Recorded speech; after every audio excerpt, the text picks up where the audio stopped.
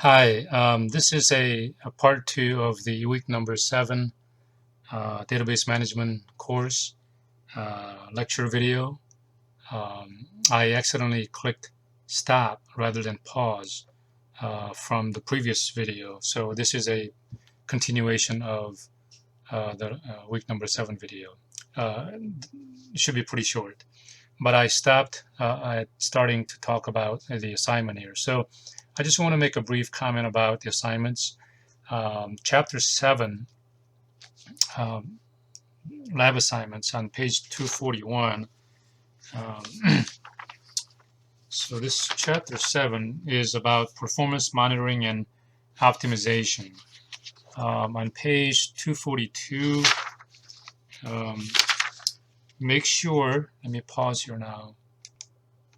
So on lab manual, page 242, step number 3, figure, not feature, figure 7-2, the name should match.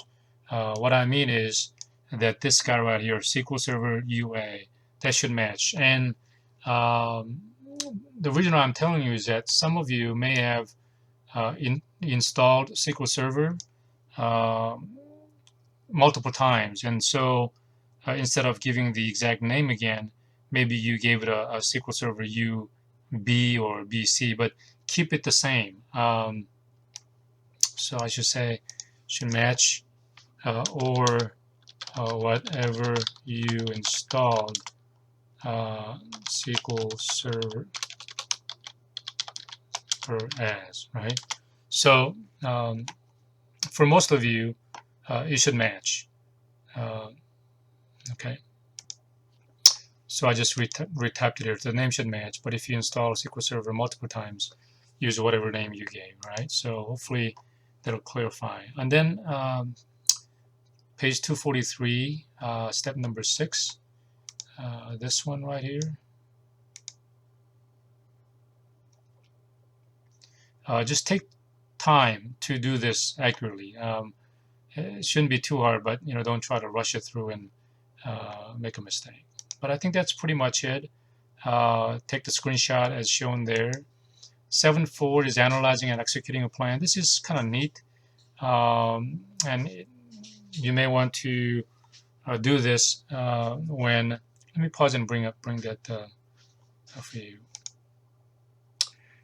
So here is a diagram of how your SQL script is running and where the time is allotted for each step and process.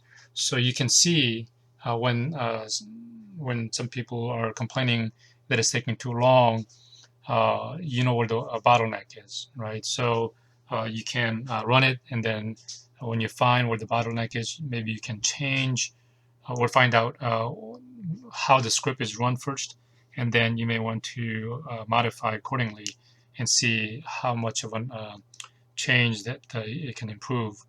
So I thought this was kind of a neat diagram for you to watch. And then for chapter 8, performing a backup, obviously this would be a simplified version, and there are different ways of doing the backup, whether it is a full backup, partial backup, incremental, and so on and so forth. So just being able to just go through one of them will give you an idea. A lot of times, companies will do a full backup on a regular basis, maybe quarterly, monthly, weekly. I'm not sure, but they'll decide as to what would be feasible. Also, they may want to do a snapshot of a particular time when they're doing some testing. So they may want to do that. But that chapter 8 is about the backups. And then chapter 10, the last one, performing essential SQL Server monitoring tasks, is also interesting. But for some of you who were not able to get lab activity 3-3, so if that is the case, just then make a note in your submission that you couldn't get it to work, and then you're reminding me of that fact, and this will not count against you. All right, so hopefully that was helpful, and I talked already about the final project. I updated the date here. the last day I want to make course is the October 24th, Saturday. So please submit before that time, and I will be uh, doing all the gradings during the weekend. So just kind of wrap up. We went through the some of the administrative stuff, goals and assignments for the discussion board, and assignments from the textbook, and I went over through the lab activities and as well as the final project. And maybe most importantly, I showed you the